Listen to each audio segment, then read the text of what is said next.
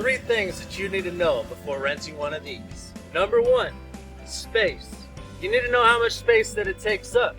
For instance, this bad boy takes 30 feet by 50 feet and at least 25 feet tall. This one required 20 by 20 feet and at least 15 feet high. Number 2, does it need to be used with water? Absolutely not. You can play in the winter. Just put on some sweats and some socks. You'll have just as much fun. And at night, as a bonus, you go faster in sweatpants anyway. Number 3, age limit? What's that? Anybody can play on this thing. As long as you can climb up, you can come right down. If you're able to slide down it without getting hurt, then get your jump on. Please note, to prevent injury, kids of the same size are supposed to be inside.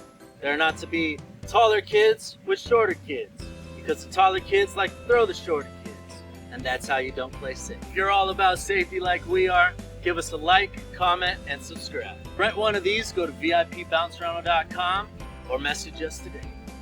See you next time.